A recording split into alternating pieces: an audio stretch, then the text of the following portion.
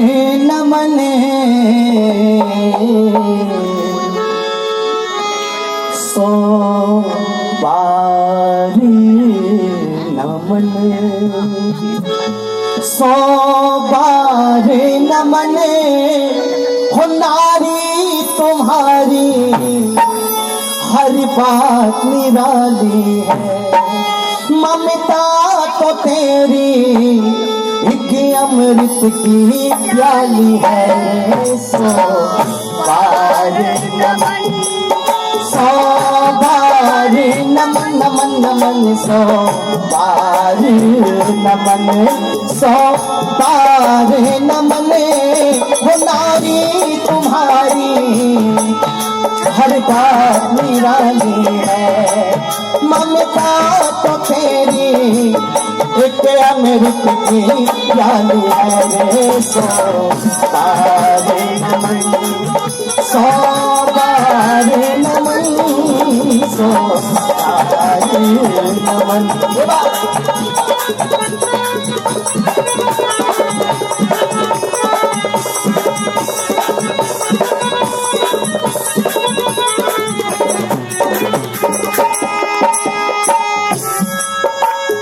राम कृष्ण परिताप शिवा तेरे आंचल में खेले। देखो मेरी माताओं, आपकी महिमा कितनी बड़ी रही है इस देश के अंदर।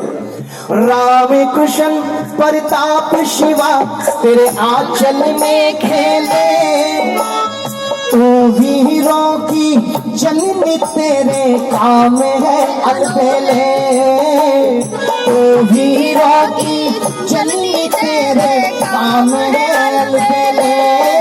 जिस घर में तू हंसती है, और जिस घर में तू हंसती है, वहाँ रोज ही दिवाली है। सौ बार नमन, सौ बार नमन, सौ बार नमन हो नारी तुम्हारी, हर बात निराली है। ममता तो तेरी एक अमृत की प्याली है। सौ बार नमन।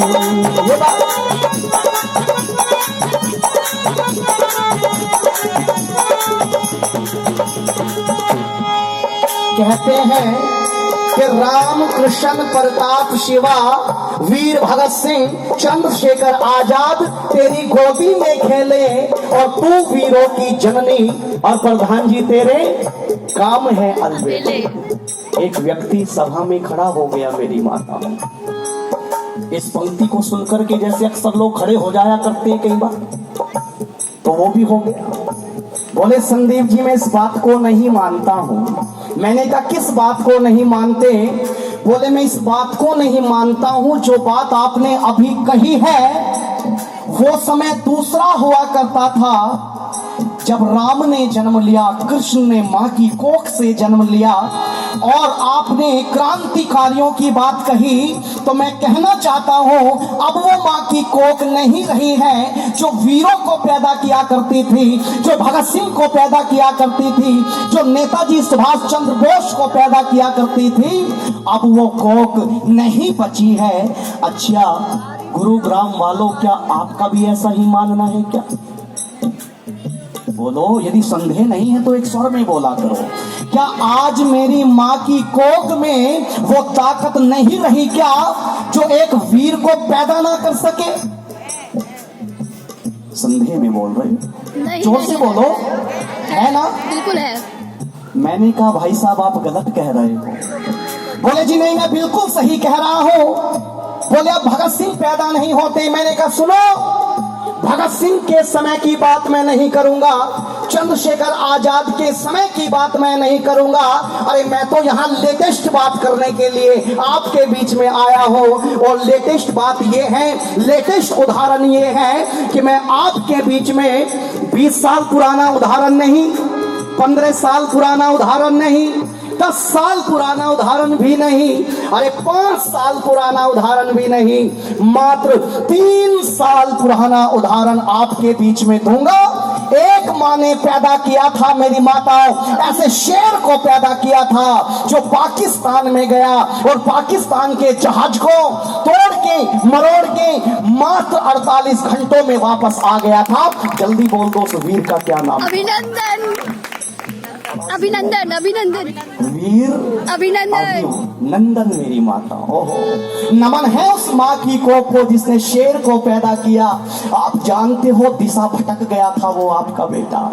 जब जहाज नीचे आया तो पता नहीं लग पाया मैं भारत में हूँ या पाकिस्तान में हूँ। वहाँ के ग्रामीण लोगों ने घेर लिया अभिनंदन को और अभिनंदन एक बात कहते हैं सौरभ जी कि भैया पहले मुझे ये बताओ मैं भारत की सीमा में हूँ या पाकिस्तान की सीमा में हूँ। तो नलायकों ने झूठ बोल दिया था मेरी माताओं। क्या झूठ बोला? बोले आप हिंदुस्तान में हो, हिंदुस्तान भारत में ही हूँ। अच्छा, यदि मैं भारत में हूँ मेरे भाइयों तो मेरे साथ में मिल करके बोलो भारत माता की जय। आप तो बोल रहे हो लेकिन उन्होंने नहीं बोला, नहीं बोली। वो शेर समझ जाता है मेरी माताओं कि अभिनंदन तू कहीं भी हो सकता है लेकिन भारत में नहीं है। और तभी वहाँ की सेना आती है, गिरफ्तार कर लेती है उस शेर को। और याद रखना वो फिर भी भारत माता की जय बोल रहा है, वंदे मातरम के नारे लगा रहा है। और जब वहाँ के सेना चीफ ने पूछा अभिनंदन हमारे इतिहास को उठा करके देखना, अरे हमारा इतिहास तो वो रहा है कि यहाँ जो भी भारत का सैनिक पकड़ा गया है वो कभी भी जिंदा वापस, जल्दी बोलो, नहीं गया है। आज तक जिंदा वापस नहीं गया। हेमराज के सर वापस गए थे, सरबजीत की छोटी छोटी बच्चियां जवान हो गई थी, लेकिन जब वो भारत गया तो उसका मृतक शरीर वापस गया था। इसलिए तुम्हें डर नहीं लग रहा? बोले मुझे डर नहीं लग रहा। बोले ऐसी कौन सी ताकत है जो तुम्हारे पीछे काम कर रही है? तो मेरी माताओं वो ताकत जानते हो कौन सी थी? वो ताकत वो ही थी जो 2014 में आपने बटन को दबा करके एक ऐसा पौधा लगा दिया था भारत के अंदर। ये वही ताकत अभिनंदन के बीच में बोल रही थी। और जब पूछा कौन है वो ताकत तो जानते हो मेरी माताओं अभिनंदन एक बात कहता है। वो अभिनंदन कहता है सेना चीफ महोदय सुनना चाहते हो तो सुनो। अरे घर में घुस के मारा है और कब्र तुम्हारी खोदी है। क्यों? क्योंकि दिल्ली की गद्दी पे बैठा बाप तुम्हारा मोदी है। दिल्ली की गद्दी पे बैठा बाप तुम्हारा मोदी है। कई बार लोग कहते हैं जी आर्य समाज के भजन उपदेशक तो बीजेपी का प्रचार कर रहे हैं। मैंने कहा भैया हम तो कांग्रेस का भी कर देंगे, जरा कुछ करके तो दिखाओ, हमें करने में क्या दिक्कत है? तो मैं आपके बीच में मेरी माताओं कह देना चाहता हूँ, अभी मेरी आहूजा जी से बात हो रही थी। बोले संदीप जी चिंता ना करो, राजस्थान से भी खुशखबरी तब तक आ जाएगी जब तक आप आगे हटोगे। सही बात है। तो जानते हो मेरी माताओं मुझे गर्व होता है जब मेरे देश का प्रधानमंत्री अपने भाषण को शुरू करने से पहले भी क्या कहता है? भारत माता की जय। और जब अपने भाषण को समाप्त करता है तब भी क्या बोलता है? भारत माता की जय। वरना इस देश के अंदर भारत माता की जय अगर बोल दिया करते थे ना तो इस्लाम खतरे में आ जाया करता था मेरे आर्यों। और जानते हो जब एनआरसी और सीएए लेकर के आए थे मोदी जी तो जानते हो हमारे मेरठ की ये घटना है। वहां के एक मुस्लिम व्यक्ति ने कहा पाकिस्तान जिंदाबाद, पाकिस्तान जिंदाबाद। तो वहां के एसएसपी साहब ने, मेरी माता स्वामी जी सुनो एक मिनट, वहां के एसएसपी साहब ने क्या कहा? बोले भैया मुझे एक बात बताओ, जब तुम रहते यहाँ हो, खाते यहाँ का हो और गीत पाकिस्तान के गाते हो, जब तुम्हें पाकिस्तान इतना अच्छा लगता है तो फिर यहाँ धरती को खराब करते क्यों घूम रहे हो? अरे जाओ, चले जाओ पाकिस्तान के अंदर, इस भारत माता को बदनाम मत करो। मैं तो इतना ही कहना चाहूंगा मेरी माताओं, समय आगे बढ़ने की इजाजत नहीं दे रहा है। सांप जब तक आस्तीनों के ना मारे जाएंगे, अरे सांप जब तक आस्तीनों के ना मारे जाएंगे, हौसले कितने भी हो हम जंग हारे जाएंगे।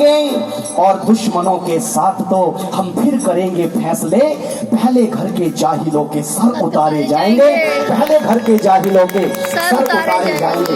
एक गीत की पंक्ति कह करके वाणी को विराम।